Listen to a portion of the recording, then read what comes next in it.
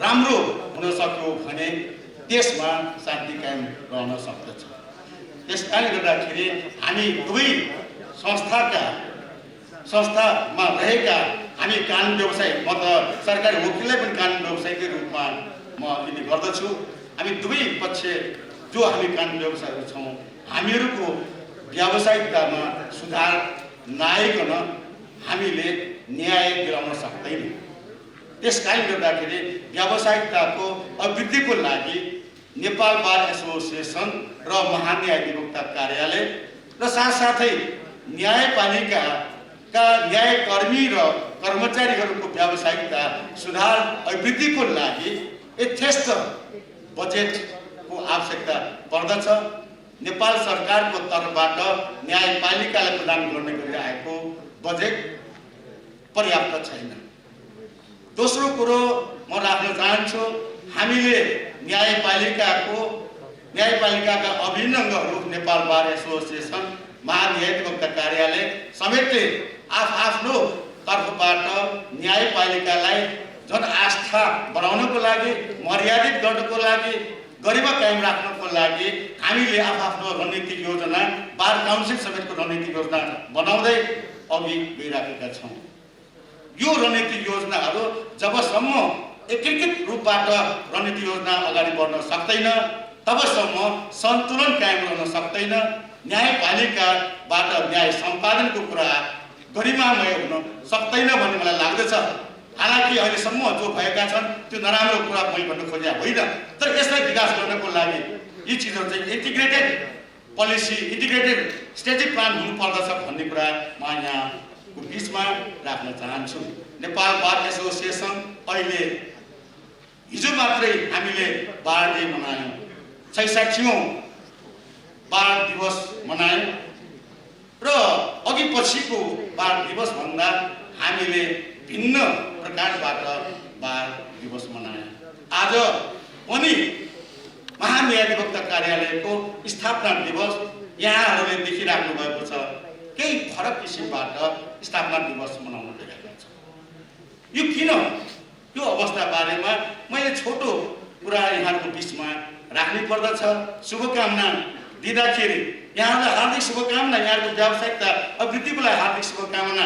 यहाँहरूले अभियोजन जो राम्रो किसिममा दायर गर्नुहुन्छ, जसको कारणबाट देशमा शान्ति अमन चाहिँ काम गर्दछ, सरकारलाई राय दिने काम जो स्वच्छ ढङ्गबाट राय दिनुहुन्छ, त्यसको आधारबाट सरकारको लोकतन्त्रको रक्षा पनि हुन सक्दछ।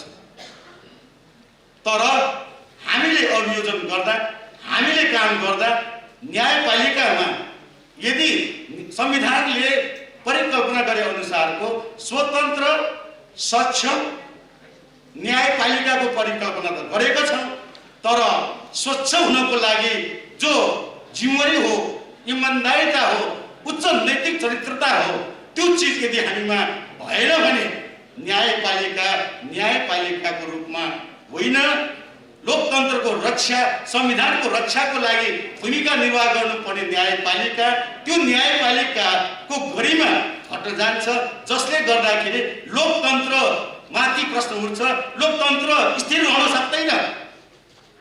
त्यसकारणले गर्दाखेरि न्यायपालिकामा अहिले हामी स्वच्छ न्यायपालिकाको लागि निरन्तर क्रियाशील छौँ र सर्वोच्च अदालतले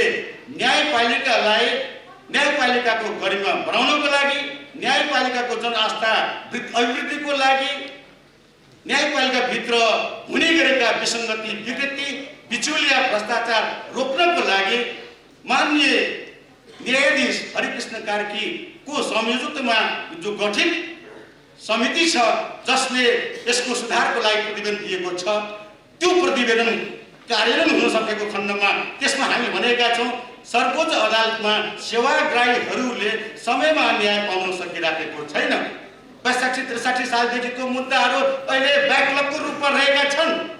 ती मुद्दाहरूको फरछटको लागि, साँच्चीकै स्वच्छ न्याय दिलाउनको लागि हामीले जुन एउटा सुझाव दिएका थियौँ, त्यो सुझाव अनुसार हुन सक्दछ सर्वोच्च अदालतको जुन पुनरावृत्ति सुन्ने अधिकार क्षेत्र हो, लगायतका जो अधिकार क्षेत्र छन्, त्यो चिजमा पुनरावलोकन गर्नुपर्ने हुन्छ कि यो विषय पनि हेरिनु आवश्यक छ।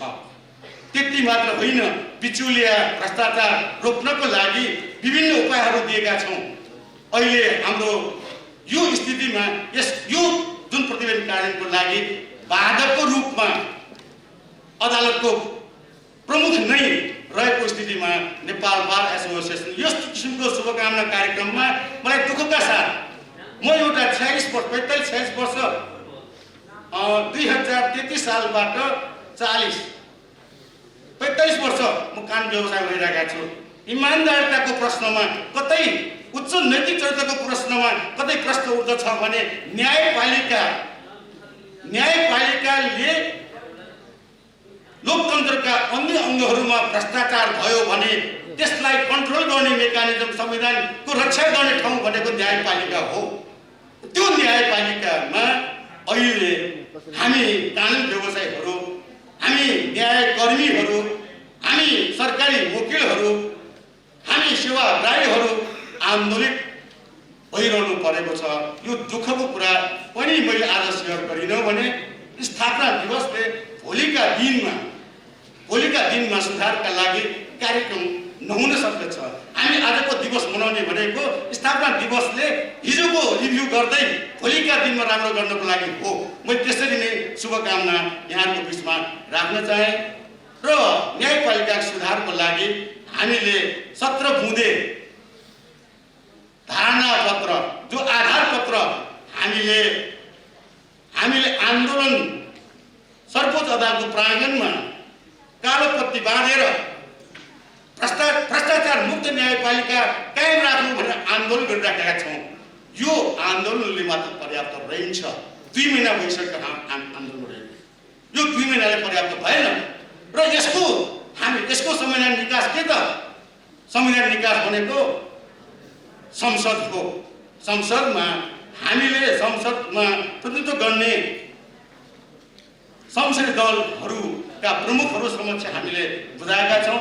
सरकारी यो नेपाल सरकारको प्रमुखदेखि लिएर प्रमुख प्रतिपक्ष दलको नेतासम्ममा हामीले न्यायपालिका सुधारको लागि अहिले बाधकको रूपमा रहेको जुन छ त्यो चिजलाई चिर्नको लागि, निकास दिनको लागि हामीले उहाँहरू समक्ष हामी पुर्याएका छौँ। यो पुर्याएको पनि महिना दिन हुन लागिसकेको स्थिति छ। त्यस कारणले गर्दाखेरि म सम्माननीय प्रधानमन्त्रीज्यू, देशको सरकारको, हामी सबै जनताको 3 करोड जनताको एउटा प्रमुखको रूपमा रहनुभएको, कार्यकारी प्रमुखको रूपमा रहनुभएको सम्माननीय प्रधानमन्त्रीज्यू समक्ष मैले यो मौका जो पाएको छु, भन्ने मौका पाएको छु, निवेदन गर्ने मौका जुन पाएको छु, त्यो निवेदन मैले गर्नुको लागि मैले छोड्नु हुँदैन। यो मलाई सन्देश दिएको छ कि तपाईँ त्यहाँ बोल्दाखेरि यो विषय अवश्य पनि राख्नु होला। न्यायपालिकाको शुद्धिकरण नभइकन हामी महान्यायाधिवक्ता कार्यालयको स्थापना दिवस मनाएर पनि काम छैन। नेपाल बार एसोसिएसनले हिजो बार डे मनाएर पनि काम छैन। सरकारले लोकतन्त्र छ भनेर पनि काम छैन। जहाँ न्यायपालिका स्वतन्त्र हुँदैन, जहाँ स्वच्छ हुँदैन, जहाँ निष्पक्ष न्याय सम्पादन हुँदैन, त्यो ठाउँमा, त्यो मुलुकमा लोकतन्त्र छ भनेर विश्वले मान्दैन।